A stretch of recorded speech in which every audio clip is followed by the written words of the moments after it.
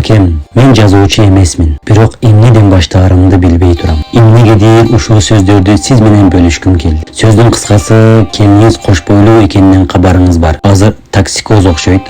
Аябай кыйналып атат. Аппетити жок. Эмне жесе көңүлү айланып, кусуп атат. Этти көп көрүүгө көзү жок.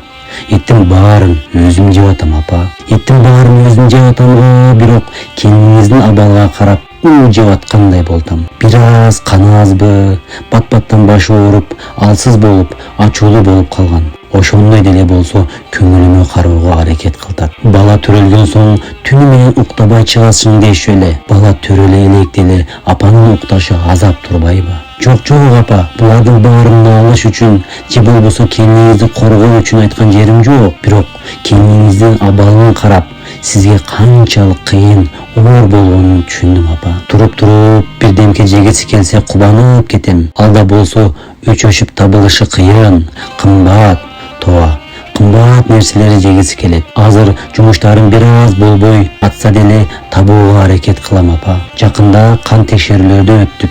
Ал деле бир канча акча турат экен. Эч нерсе эмес. Ашыкча чыгымдарды токтоттум. Достор менен бекерден бекер жүрүүнү азайттым.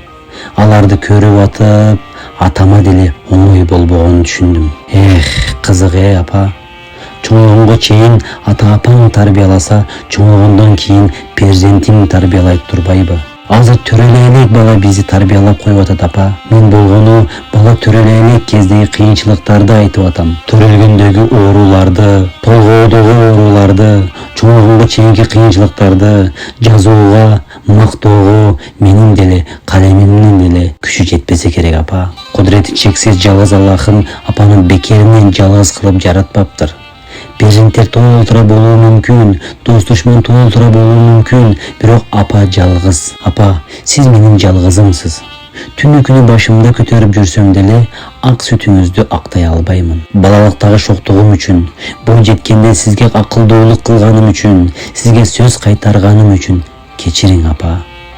Бүгүн жүзүңүзгө эч айта албаган бир сөздү айтамын. Ушунча кыйынчылыктарга карабай, мени жарык дүйнөгө келтиргениңиз үчүн, буга жеткиргениңиз үчүн, өзүңүз жебей жедиргениңиз үчүн, өзүңүз кийбей кийдиргениңиз үчүн чоң рахмат, апа. Апа, мен сизди жакшы көрөм.